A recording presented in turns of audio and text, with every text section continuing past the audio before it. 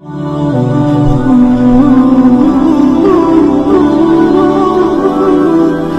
الحمد لله نحمده ونستعينه ونستغفره ونعوذ بالله من شرور أنفسنا ومن سيئات أعمالنا من يهده الله فلا مضل له ومن يضلله فلا هادي له وأشهد أن لا إله إلا الله وحده لا شريك له وأشهد أن محمدا عبده ورسوله فأعوذ بالله من الشيطان الرجيم بسم الله الرحمن الرحيم يا أيها الذين آمنوا اتقوا الله حق تقاته ولا تموتن إلا وأنتم مسلمون يا أيها الناس اتقوا ربكم الذي خلقكم من نفس واحدة وخلق منها زوجها وبث منهما رجالا كثيرا ونساء واتقوا الله الذي تساءلون به والأرحام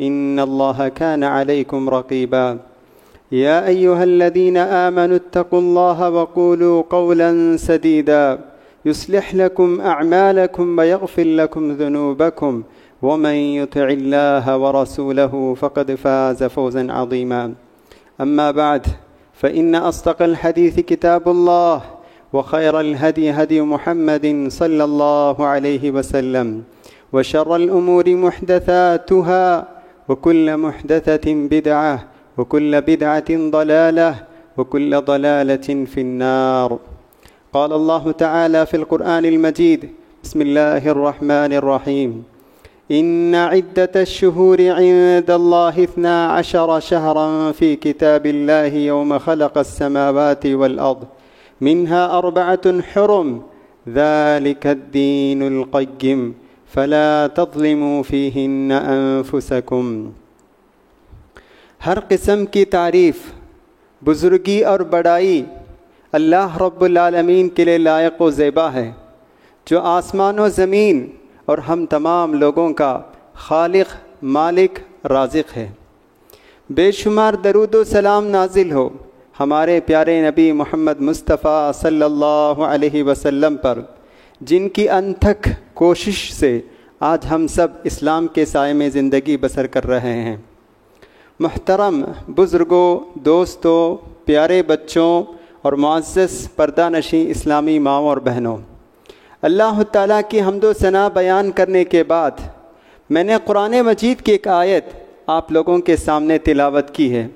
اس آیت کریمہ میں اللہ تعالیٰ ارشاد فرماتا ہے ان عدت الشہور عند اللہ 12 شہرا فی کتاب اللہ، بے شک مہینوں کی گنتی اللہ کے پاس اللہ کی کتاب میں 12 ہے۔ جس دن اس نے آسمان اور زمین کو پیدا کیا اسی دن سے اللہ نے یہ طے کر دیا ہے۔ منہا 4 حرم، ان 12 مہینوں میں سے 4 مہینے ہیں جو حرمت والے مہینے ہیں، عظمت والے مہینے ہیں، برکت والے مہینے ہیں۔ ذالک الدین القیم، یہی درست دین ہے، یہی صحیح دین ہے، یہی دین حق ہے۔ فلا تظلموا فیہن انفسکم، ان مہینوں میں سے اگر کسی مہینے کو تم پاتے ہو تو تم ان مہینوں میں اپنے آپ پر ظلم مت کرو۔ محترم حضرات، اس آیت کریمہ سے یہ بات معلوم ہوتی ہے، جب اللہ تعالیٰ نے آسمان و زمین کو پیدا کیا اسی وقت سے اللہ نے یہ طے کر دیا کہ سال میں 12 مہینے ہوں گے، لیکن یہ 12 مہینے یہ برابر نہیں ہوں گے، بلکہ اللہ تعالیٰ نے ان 12 مہینوں میں کچھ مہینوں کو کچھ مہینے پر اہمیت دیا ہے، کچھ مہینے کچھ مہینوں سے اہمیت والے ہیں، برتر ہیں، افضل ہیں اور حرمت والے ہیں۔ تو اللہ تعالیٰ فرماتا ہے کہ ان 12 مہینوں میں سے 4 مہینے ہیں جو حرمت والے مہینے ہیں۔ تو اللہ فرماتا ہے آخر میں تو تم ان 4 مہینوں میں سے کسی مہینے میں اگر داخل ہو جائیں تو تم ظلم نہ کرنا۔ اب اس آیت میں اللہ تعالیٰ کہتا ہے کہ 4 مہینے حرمت والے مہینے ہیں، لیکن یہ 4 مہینے کون سے مہینے ہیں اس کی تفصیل قرآن میں نہیں ہے، بلکہ حدیث میں اس کی تفسیر موجود ہے۔ پیارے نبی صلی اللہ علیہ وسلم حجۃ الوداع کا خطبہ اب دے رہے تھے تو اس وقت آپ مجمع سے خطاب کرتے ہوئے آپ نے فرمایا، اے لوگو ان الزمان قد استدار كهيئته، بے شک زمانہ اپنی اصلی حالت پر لوٹ آ گیا ہے۔ مطلب یہ ہے کہ جاہلیت میں لوگ زمانے کے ساتھ کھلواڑ کرتے تھے، زمانے کی ترتیب کو الٹ دیتے تھے۔ اگر محرم کا مہینہ ہوتا، وہ کچھ کام کرنا چاہتے تھے تو محرم کے مہینے سے کہتے ہیں کہ محرم کا مہینہ اب محرم کا مہینہ نہیں ہوگا، بلکہ پہلے سفر کا مہینہ ہوگا، بعد میں محرم کا مہینہ ہوگا۔ تو اس طرح وہ زمانے کی ترتیب سے، مہینوں کی ترتیب سے کھلواڑ کرتے تھے۔ تو اللہ کے رسول نے اعلان کیا، آج کے دن سے زمانے کے ساتھ کھلواڑ نہیں ہوگا، زمانہ اپنی اصلی حالت پر لوٹ آ گیا ہے۔ اور سنو، منہا اربعۃ حرم، کہ سال میں 12 مہینے ہوتے ہیں اور 4 مہینے حرمت والے ہیں۔ تو اللہ کے رسول نے فرمایا ثلاث متوالیات، 3 مہینے ہیں جو پے در پہ آنے والے ہیں، مسلسل آنے والے ہیں۔ وہ کون سے مہینے ہیں؟ ذوالقعدہ، ذوالحجہ، محرم اور رجب۔ محرم، ذوالقعدہ، ذوالحجہ اور محرم، یہ تینوں ایک ساتھ آتے ہیں، لیکن رجب کا مہینہ بعد میں آتا ہے۔ تو اللہ کے رسول کہتے ہیں کہ یہ 4 مہینے حرمت والے مہینے ہیں۔ تو محترم حضرات اور خواتین اسلام، تو میں اور آپ انہی 4 مہینوں میں سے ایک مہینہ محرم کا مہینہ ہے، جو حرمت والے مہینوں میں سے ایک مہینہ ہے۔ اس مہینے میں ہم داخل ہو چکے ہیں اور کچھ دن بھی گزر چکے ہیں۔ تو اس مہینے کی فضیلت اور اہمیت کے لیے یہی بات کافی ہے کہ اللہ تعالیٰ نے اس کو اشہر حرم میں داخل کیا ہے، حرمت والے مہینوں میں سے ایک مہینہ ہے۔ اور یہی نہیں، پیارے نبی صلی اللہ علیہ وسلم اس مہینے کی اہمیت اور فضیلت بیان کرتے ہوئے کہتے ہیں کہ افضل الصیام بعد رمضان شہر اللہ، کہ اللہ کے رسول صلی اللہ علیہ وسلم کہتے ہیں محرم کا مہینہ اللہ کا مہینہ ہے، محرم کا مہینہ اللہ کا مہینہ ہے۔ دیکھیے اس مہینے کی اہمیت اور فضیلت کو بیان کرتے ہوئے اللہ کے رسول کہتے ہیں کہ یہ محرم کا مہینہ اللہ کا مہینہ ہے، جبکہ سال کے جو 12 مہینے ہوتے ہیں سارے مہینے اللہ کے مہینے ہیں۔ رمضان اللہ کا مہینہ ہے، شوال اللہ کا مہینہ ہے، ذوالقعدہ اللہ کا mہینہ ہے، سارے مہینے اللہ کے ہیں۔ لیکن خصوصیت کے ساتھ نبی کریم صلی اللہ علیہ وسلم فرماتے ہیں کہ محرم کا مہینہ یہ اللہ کا مہینہ ہے۔ اس کی اہمیت اور فضیلت کو بیان کرنا چاہتے ہیں اللہ کے رسول صلی اللہ علیہ وسلم۔ اسی وجہ سے محرم کی نسبت اللہ کی طرف آپ نے کی۔ جیسے ہم کہتے ہیں ہر مسجد اللہ کا گھر ہے، ہر مسجد اللہ کا گھر ہے، لیکن خصوصیت کے ساتھ بیت اللہ، خانہ کعبہ جو مکہ مکرمہ میں جو مسجد الحرام ہے، اس کو ہم بیت اللہ کہتے ہیں، کعبۃ اللہ کہتے ہیں، کہ اللہ کا گھر ہم کہتے ہیں، اس کی اہمیت اور فضیلت بیان کرنے کے لیے۔ تو اسی طرح اس مہینے کی اہمیت اور فضیلت بیان کرنے کے لیے پیارے نبی صلی اللہ علیہ وسلم جب اس مہینے کا ذکر کیا تو آپ نے کہا محرم کا مہینہ اللہ کا مہینہ ہے۔ تو محترم حضرات، اس مہینے کی اہمیت اور فضیلت کا خیال کرتے ہوئے اس مہینے میں زیادہ سے زیادہ نیک عمل کرنے کی کوشش کرنی چاہیے، زیادہ سے زیادہ نمازوں کا اہتمام، سنن، نفل نماز، ان سب نمازوں کا اہتمام کریں اور تلاوت کلام پاک کا اہتمام کریں، زیادہ سے زیادہ ذکر و اذکار کا اہتمام کریں، صدقہ اور خیرات کا اہتمام کریں، صلہ رحمی کا اہتمام کریں، اسی طرح والدین کے ساتھ اچھا سلوک، الغرض ہر قسم کے نیک عمل کا اہتمام کرنا چاہیے۔ اس مہینے میں بہت ہی برکت والا مہینہ ہے۔ جو شخص اس مہینے میں نیک عمل نہیں کرتا ہے بلکہ برائی کرتا ہے تو یہ بہت بڑا گناہ ہے۔ اللہ تعالیٰ فرماتا ہے فَلَا تَظْلِمُوا فِيهِنَّ أَنفُسَكُمْ، ان مہینوں میں تم اپنے آپ پر ظلم مت کرو۔ مطلب یہ ہے کہ اس مہینے میں لڑنا، جھگڑنا، گالی دینا، گناہ کا کام کرنا یہ ظلم ہے۔ تو اللہ فرماتا ہے اس مہینے میں ظلم مت کرو۔ جاہلیت، اسلام سے پہلے جو زمانہ ہے اسے ہم جاہلیت کا زمانہ کہتے ہیں۔ جاہلیت کا زمانہ انسان ہے وہ حیوان کی شکل میں تھے، لیکن اس کے باوجود بھی محرم کے مہینے کا وہ احترام کرتے تھے۔ محرم کا مہینہ جب داخل ہو جاتا تھا، جب شروع ہو جاتا تھا تو وہ جنگ نہیں کرتے تھے، جنگ سب روک دیتے تھے۔ سبحان اللہ، ان کے اندر اتنی ساری خرابیاں ہونے کے باوجود بھی محرم کا مہینے کا احترام کرتے تھے۔ آج ہم اپنے معاشرے پر نظر ڈالتے ہیں تو ہمیں افسوس ہوتا ہے کہ ہم صرف رمضان کا مہینہ ہم جانتے ہیں کہ یہ برکت والا مہینہ ہے، عصمت والا مہینہ ہے، لیکن محرم بھی ایک حرمت والا مہینوں میں سے ایک مہینہ ہے. یہ ہم میں سے اکثر لوگ نہیں جانتے ہیں. یہ مہینہ آتا بھی ہے اور گزر بھی جاتا ہے اور ہمیں اس کا احساس اور شعور بھی نہیں ہوتا ہے کہ ایک حرمت والا مہینہ ہم سے گزر چکا ہے. آخرت میں افسوس کریں گے ہم. یہ سنہرا موقع ہے اللہ سے قریب ہونے کا، اپنے ایمان کو بڑھانے کا، اللہ سے اپنے تعلقات پیدا کرنے کا ایک سنہرا اور زرین موقع ہے. اگر ہم یہ موقع گوا دیں گے، ضائع کر دیں گے تو قیامت کے دن افسوس کریں گے. اللہ تعالیٰ قرآن مجید میں فرماتا ہے قیامت کے دن گنہگار لوگ چیخیں گے، چلائیں گے. یصطرخون فیہا، قیامت کے دن گنہگار لوگ دوزخ میں چیخیں گے، چلائیں گے. اللہ سے کہیں گے کہ پروردگارا تو ہمیں دنیا میں ایک اور مرتبہ بھیج، ہم ضرور نیک عمل کر کے آئیں گے. اللہ تعالیٰ کہے گا کہ نہیں. اولم نعمرکم ما یتذکر فیہ من تذکر، کیا ہم آپ کو اتنی عمر نہیں دیے؟ اس میں اگر کوئی آدمی نصیحت حاصل کرنا چاہتا ہے تو وہ ضرور نصیحت حاصل کر سکتا ہے، لیکن تم نے موقع گوا دی. اب تمہیں دوبارہ کوئی اور موقع نہیں ہے. تو میرے محترم دوستوں اور میرے اسلامی ماں اور بہنوں، یہ مہینہ بہت ہی حرمت والا مہینہ ہے. اس مہینے کی عظمت اور فضیلت کا خیال کرتے ہوئے ہم زیادہ سے زیادہ نیک عمل کرنے کی کوشش کریں اور ہر قسم کے گناہ سے بچنے کی پوری کوشش کرنی چاہیے. چاہے چھوٹے گناہ ہو یا بڑے گناہ، ہر گناہ سے بچنے کی کوشش کرنی چاہیے. ہمیشہ ہمارے ذہنوں میں ہونا چاہیے محرم کا مہینہ اللہ کا مہینہ ہے. اس مہینے میں ہمیں گناہوں سے بچ کر رہنا چاہیے، تبھی ہماری زندگی میں سکون آئے گا، اطمینان رہے گا، ہماری کمائی میں برکت ہوگی. اگر ہم اس مہینے کی حرمت کی پامالی کریں گے تو دگنی سزا ہمیں ملے گی. جیسے اگر کوئی آدمی ہندوستان میں اگر کوئی گناہ کرتا ہے یا اپنے مقام میں کوئی گناہ کا کام کرتا ہے تو اسے گناہ کی سزا ہے، لیکن اگر کوئی مکے میں حرم میں جا کر اگر کوئی گناہ کا کام کرتا ہے تو اسے دگنی سزا ہے. ایک تو گناہ کی سزا اور دوسری اس نے اس پاک زمین کی حرمت کا اس نے خیال نہیں کیا.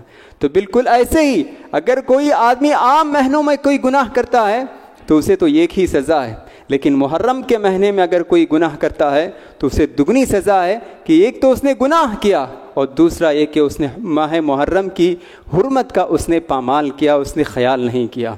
تو اس مہینے کی حرمت کا خیال کرنا چاہیے. اس مہینے کی ایک اہم عبادت یہ ہے کہ زیادہ سے زیادہ نفل روزے رکھنا چاہیے. شروع تا آخر محرم کے شروع سے آخر محرم تک جس قدر ہو سکیں اس قدر نفل روزوں کا اہتمام کرنا چاہیے. یہ اس مہینے کی سب سے اچھی اور بہترین عبادت ہے.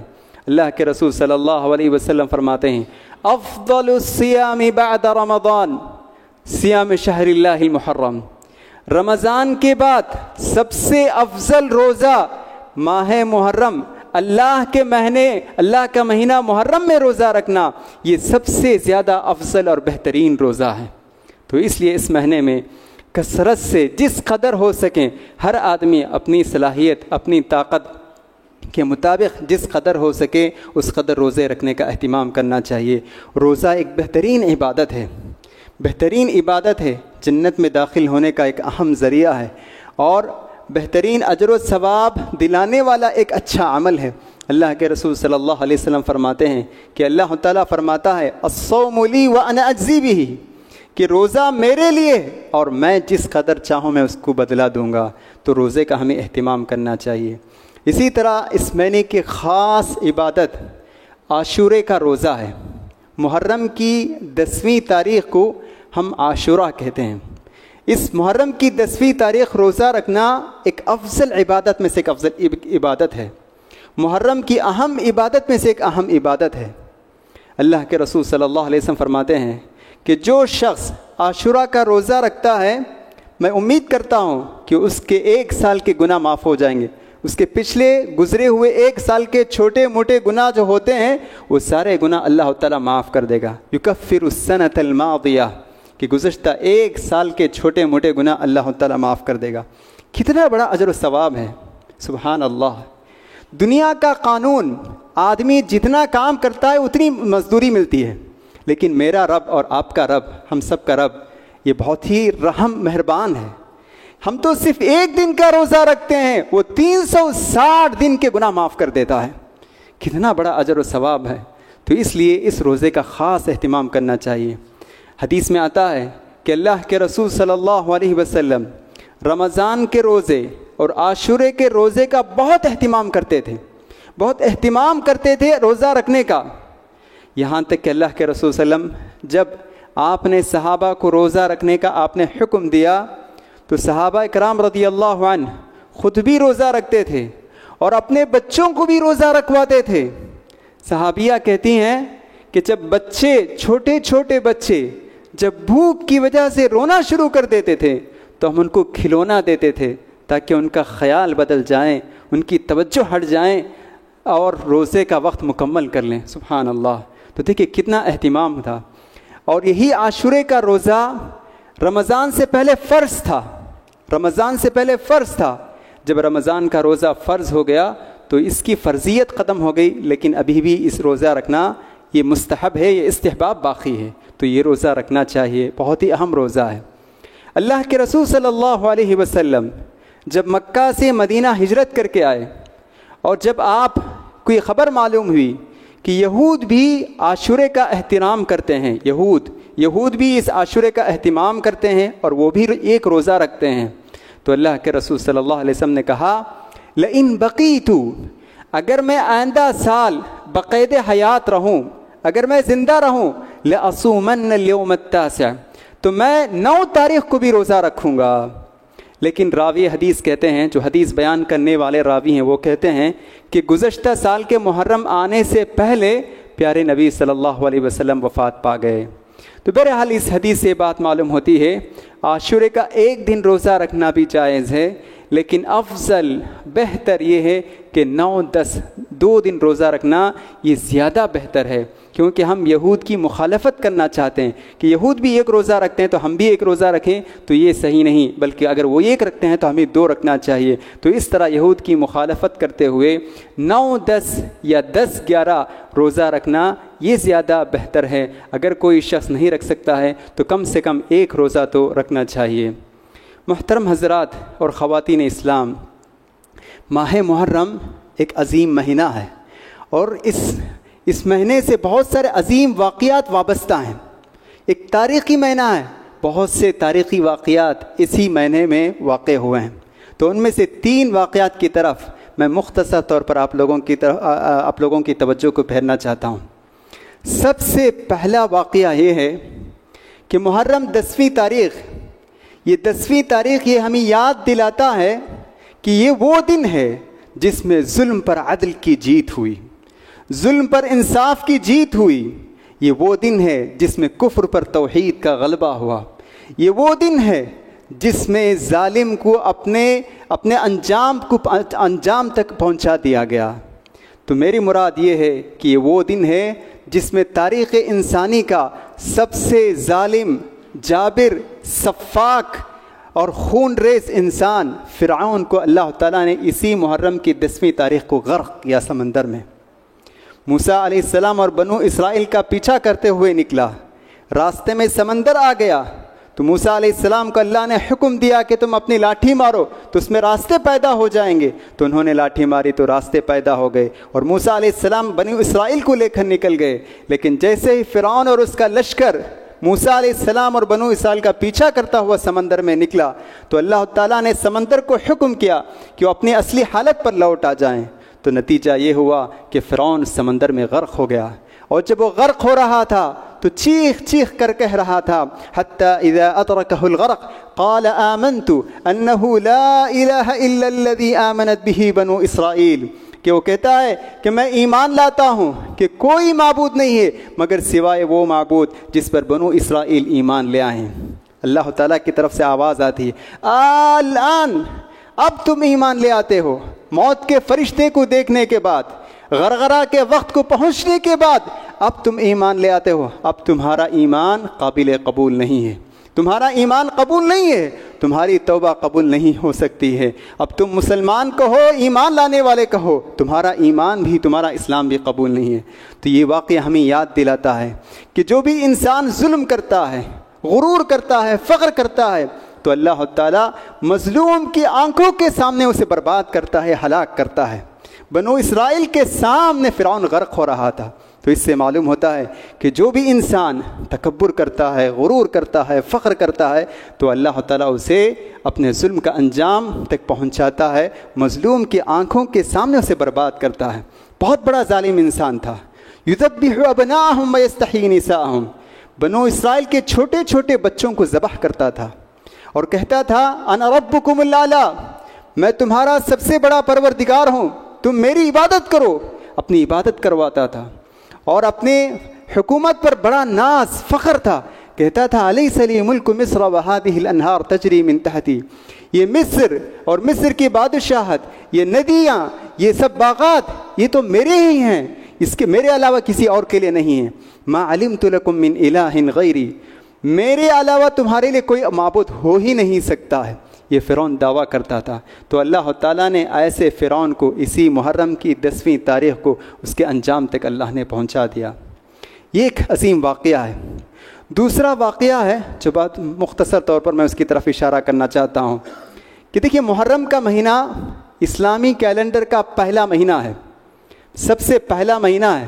جیسے کرسچین کیلنڈر کا پہلا مہینہ جنوری ہے، تو اسی طرح ہجری کیلنڈر کا سب سے پہلا مہینہ محرم کا مہینہ ہے۔ اسی سے کیلنڈر ہمارے اسلامی کیلنڈر کی شروعات ہوتی ہے۔ پہلے ہم 1440 پر 5 45 میں رہتے تھے، اب ہم 1446 40 پر 6 میں داخل ہو چکے ہیں۔ یہ سب باتیں ہمیں معلوم ہونی چاہیے، اسلامی کیلنڈر کیا ہیں، اس کے مہینے کیا ہیں، ہمیں معلوم ہونا چاہیے۔ پیارے نبی صلی اللہ علیہ وسلم کے زمانے میں کیلنڈر کا کوئی سسٹم نہیں تھا، کوئی نظام نہیں تھا۔ اور جب عمر رضی اللہ عنہ کا دور شروع ہوا تو لوگوں نے عمر رضی اللہ عنہ سے درخواست کی کہ ہم مسلمانوں کا ایک کیلنڈر ہونا چاہیے۔ اب یہ بات یہ آئی کہ ہماری کیلنڈر کی شروعات کہاں سے ہونی چاہیے؟ جیسے کرسچین لوگ عیسیٰ علیہ السلام کی وفات سے شروع کرتے ہیں، تو ہم کہاں سے شروع کرنی چاہیے؟ تو کسی نے کہا پیارے نبی صلی اللہ علیہ وسلم کی پیدائش سے ہماری کیلنڈر کی شروعات ہونی چاہیے۔ عمر رضی اللہ عنہ نے اس مشورے کو بھی رد کر دیا۔ کسی نے کہا جس دن پیارے نبی صلی اللہ علیہ وسلم نبی بنائے گئے اس دن سے ہماری کیلنڈر کی شروعات ہونی چاہیے۔ عمر بن خطاب بہت ہی دور اندیش انسان تھے، انہوں نے کہا یہ مشورہ بھی قابل قبول نہیں۔ آخر کار ہجرت کے واقعے سے ہماری کیلنڈر کی شروعات کرنے کا مشورہ یہ آپ نے پسند کیا، کیونکہ بہت ہی اہم واقعہ ہے۔ ہجرت سے پہلے مسلمان کمزور تھے اور ہجرت کے بعد مسلمانوں کی قوت ملی۔ ہجرت سے پہلے مسلمان بہت ستائے گئے، لیکن ہجرت کے بعد مسلمان بہت امن و امان کے ساتھ زندگی گزارنے لگے، اور ہجرت کے بعد اسلام دنیا کے سارے آفاق، سارے کناروں میں پھیل گیا۔ یہ ایک اہم واقعہ ہے جو ہمیں محرم کی 10ویں تاریخ ہمیں یاد دلاتا ہے۔ آخری واقعہ جو میں بات کہہ کر اپنی بات کو ختم کرتا ہوں، یہی محرم کی 10ویں تاریخ ہے جو بہت ہی غمناک، المناک، افسوسناک ایک واقعہ پیش آیا۔ وہ ہے نواسۂ رسول حضرت حسین رضی اللہ عنہ کی شہادت۔ اسی محرم کی 10ویں تاریخ کو مظلومیت کے عالم میں نبی کریم صلی اللہ علیہ وسلم کے چہیتے نواسے حضرت حسین رضی اللہ عنہ قتل کر دیے جاتے ہیں، شہید کر دیے جاتے ہیں۔ پیارے نبی صلی اللہ علیہ وسلم حضرت حسن اور حسین سے بے حد محبت کرتے تھے۔ ایک مرتبہ ممبر پر خطبہ دے رہے تھے، حسن اور حسین رضی اللہ عنہ سرخ قمیص پہن کر، لال قمیص پہن کر مسجد میں داخل ہو گئے۔ آپ ان کو دیکھ کر اتنا متاثر ہوئے کہ اپنا خطبہ چھوڑ کر ان دونوں کے پاس پہنچ گئے اور ان دونوں کو اٹھا کر لے آئے اور پھر اپنا خطبہ مکمل کیا۔ بہت بے حد محبت کرتے تھے اور کہتے تھے ہما ریحانتی من الدنیا، وہ میرے دنیا کے 2 پھول ہیں۔ وہ یہ کہا کرتے تھے اللہ کے رسول، سیدہ شباب اہل الجنہ، حضرت حسن اور حسین رضی اللہ عنہ یہ جنت میں جو نوجوان ہیں ان کے سردار ہوں گے، یہ آپ نے کہا۔ لیکن اسی محرم کی 10ویں تاریخ کو کوفہ والوں نے انہیں شہید کر دیا۔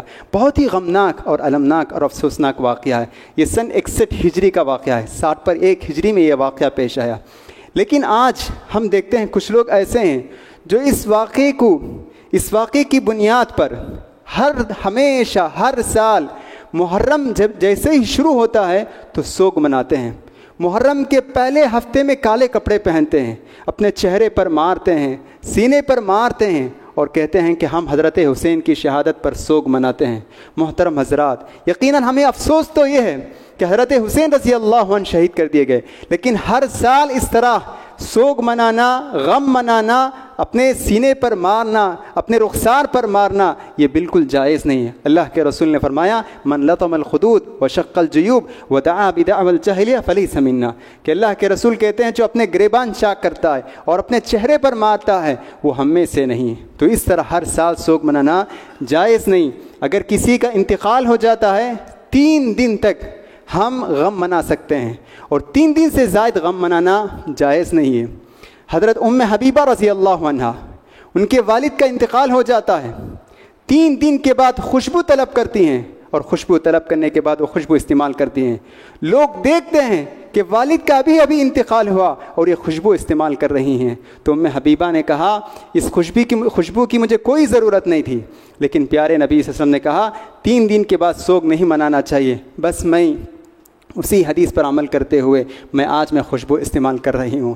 تو بہرحال آج بھی ہم دیکھتے ہیں جب کسی کا انتقال ہو جاتا ہے تو ہر عید کے موقع پر وہ غم مناتے ہیں، سوگ مناتے ہیں، تو ایسا نہیں ہونا چاہیے۔ بس 3 دن تک ہی اجازت ہے، ہم کچھ سوگ منا سکتے ہیں، غم منا سکتے ہیں، اور وہ بھی عورت کے لیے۔ مرد تو بالکل صبر کرنا چاہیے، عورت ہے تو 3 دن تک اس کے لیے اجازت ہے۔ اگر شوہر اس کا انتقال ہو گیا 4 مہینے 10 دن تک وہ سوگ منا سکتی ہے۔ باقی کسی کے لیے 3 دن سے بڑھ کر غم منانا، غم کا اظہار کرنا درست نہیں ہے، بلکہ ہمیں صبر کرنا چاہیے۔ اللہ تعالیٰ سے دعا ہے کہ اللہ تعالیٰ ہم تمام لوگوں کو اس محرم کے مہینے میں زیادہ سے زیادہ نیک عمل کرنے اور ہر قسم کے گناہوں سے بچنے کی توفیق عطا فرمائیں۔ آمین۔ بارک اللہ لی ولکم فی القرآن العظیم ونفعني وإياكم بالآيات والذكر الحكيم. أقول قولي هذا أستغفر الله لي ولكم ولسائر المسلمين واستغفروه فإنه الغفور الرحيم.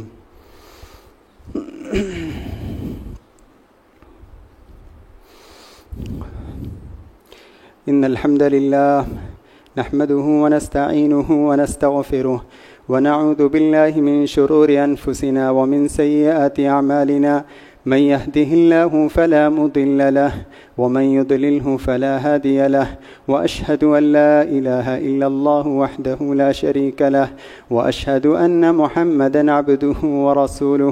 أما بعد، فأعوذ بالله من الشيطان الرجيم. بسم الله الرحمن الرحيم. إن الله وملائكته يصلون على النبي يا أيها الذين آمنوا صلوا عليه وسلموا تسليما. اللهم صل على محمد وعلى آل محمد كما صليت على إبراهيم وعلى آل إبراهيم إنك حميد مجيد. ربنا آتنا في الدنيا حسنة وفي الآخرة حسنة وقنا عذاب النار. ربنا ظلمنا أنفسنا وإن لم تغفر لنا وترحمنا لنكونن من الخاسرين. اذكروا الله يذكركم ولذكر الله أعلى وأعز وجل وأتم وأكبر والله يعلم ما تصنعون.